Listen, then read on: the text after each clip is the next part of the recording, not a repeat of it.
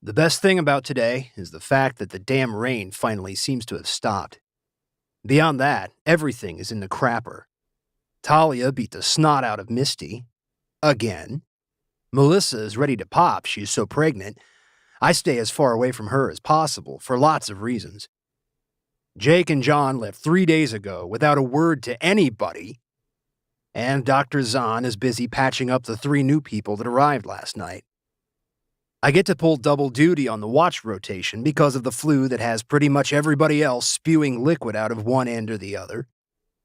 The only other person not down with whatever this nasty bug is would be Shelley. "Didn't I relieve you?"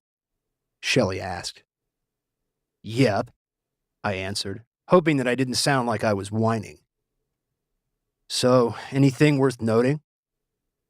This was the ritual. I had seen a few zombie movies back in the day. I don't remember any long, boring stretches of time where absolutely nothing happened.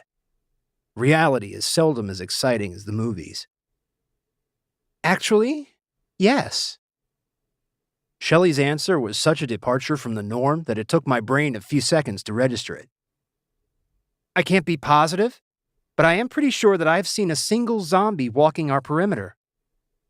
It hasn't tried to come in past the trees." Taking my binoculars, I scanned the tree line slowly.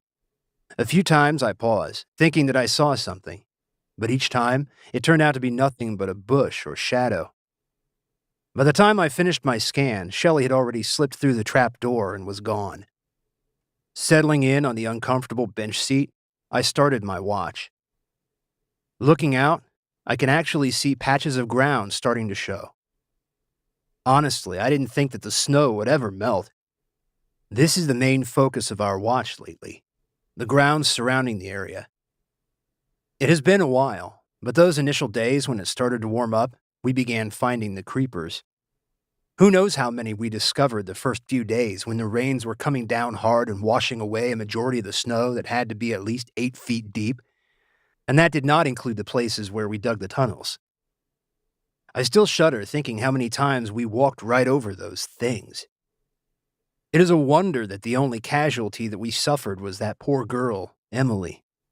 And even worse, I was on the detail that dug most of those passages we made to allow us at least some limited access outside of the cabin. I was probably passing by dozens of them every single day. Today, a steady and strong wind is coming out of the west. I can't be sure, but I almost swear that I can smell something rotten. It has to be just me. Otherwise, I'm sure Shelley would have mentioned it during turnover. Still, I will keep a majority of my concentration looking that direction. I don't want to be daydreaming when a herd comes tromping into our camp. That is just another reason that I hope folks hurry up and get over this flu or whatever it is that they are all down with at the moment.